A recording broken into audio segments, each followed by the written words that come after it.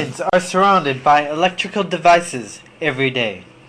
Electrical power lines crisscross the nation. These power lines give off electrical and magnetic fields. According to Hydro One's EMF position statement, there is not enough scientific evidence that these fields are harmful. But there is growing concern, and even more mounting evidence, that these fields are, in fact, harmful. I'm your host, Tristan Vasquez, and we'll be taking a deeper look at what is being called electrical pollution.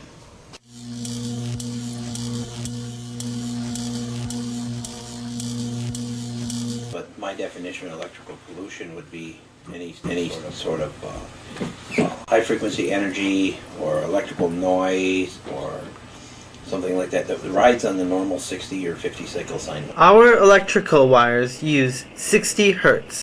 Riding on top of that current are high electrical radio frequencies, also known as dirty electricity. These electrical radio frequencies come from electronic equipment that was designed to be more energy efficient after the oil embargo in 1972. This electronic equipment uses pulses instead of continuous energy flow and sends electrical radio frequencies back onto the power lines. These power lines are not designed to handle these frequencies, and as a result, these radio frequencies leak into our environment. It turns out that a lot of the utilities now in North America, because of the way that we're using electricity and because of the high frequencies that are generated on wires that were never designed to carry them, we're getting a lot of unbalanced currents, unbalanced loads on the wires. The wire's overloaded. What happens to that current? We have to do something with it. So the electric utilities chose to put it in the ground. But history said that when we had current running across the ground, it caused animals and people to get sick. And that's in the National Electrical Safety Code handbook. Okay, so now we have this high frequency riding across the ground. Not in the ground, but on top of the ground. So where do you stand? Where does your animals stand? On top of the ground. Where are your water pipes? In the ground. So the human body is like a capacitor and a resistor. If you were going to make it into an electrical model. A capacitor is a short to high frequency, so that this current, instead of when it runs across the ground, it goes right up one leg and down the other. It oscillates into the human body. Couples right in. In the Handbook for the Assessment and Management of Magnetic Fields Caused by Distribution Lines, EPRI, Electrical Power Research Institute, states, furthermore, proximity to distribution lines has been associated with the risk of childhood cancer in 3 epidemiological studies. This is a problem that's been with us since at least the 1970s. If anything, it's getting much, much worse. And it was first noticed on farms, particularly dairy farms. And I think one of the reasons that the dairy cow has become equivalent to the canary in the coal mine that told us that there were noxious gases and people had to get out, is that the cows are in constant contact with ground.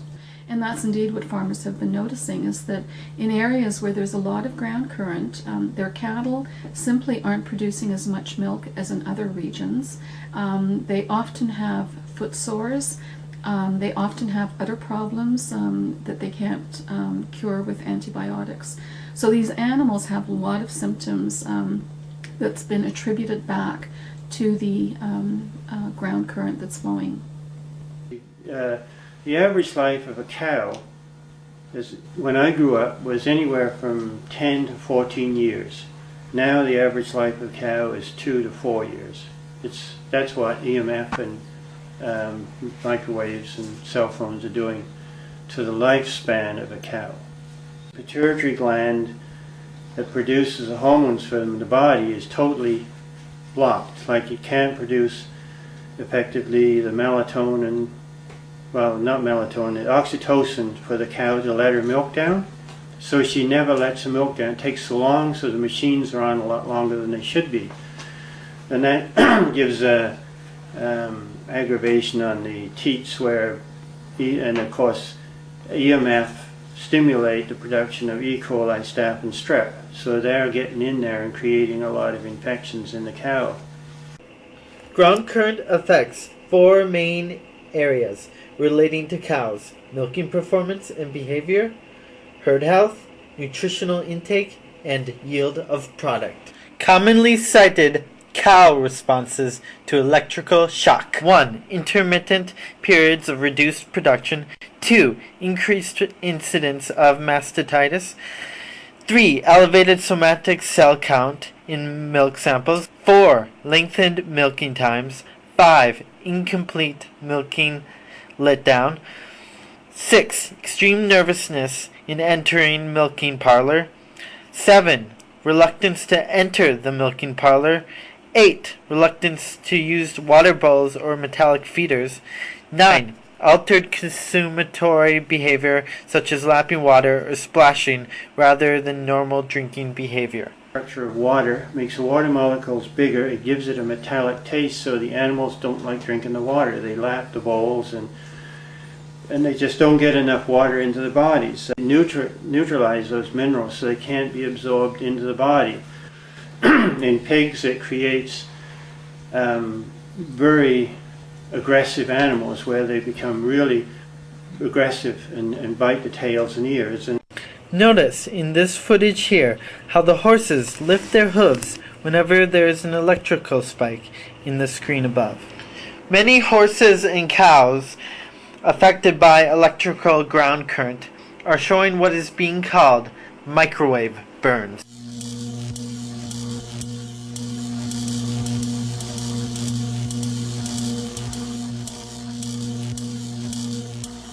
This is the Graham-Stetzer microsurge meter. This detects the amount of radio frequencies per second in the surrounding environment. Right now it is around 210 to 225 radio frequencies per second, also known as GS units or Graham-Stetzer units on this. And the safe limit is 30. As you can see, we're already above that. Anyways, we're going to turn on the TV, which is a high electrical polluter, and watch the electrical field go up.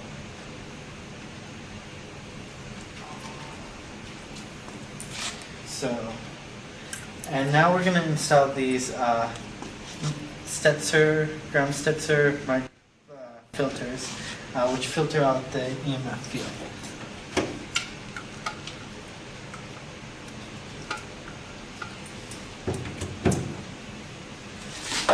And as you can see, it's dropped significantly from the 1,000 range to this range. It's still over the safe limit, but it's much better.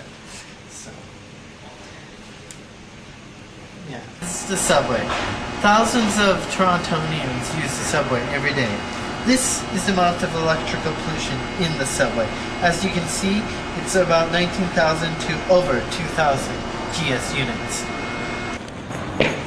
Now we're going to take some readings of other areas in York University campus. This is the Environmental Studies building. We're right now in the lounge, and here is what the reading for this area.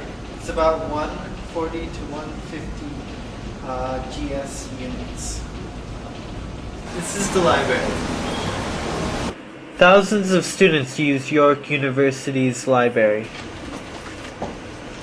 Here you can see the amount of electrical pollution from one of the computers at York University. This is what the meter looks like when the field is over 2,000 GS units. Now to the third floor. Still over 30, the safe limit. Now we head back and out into the world.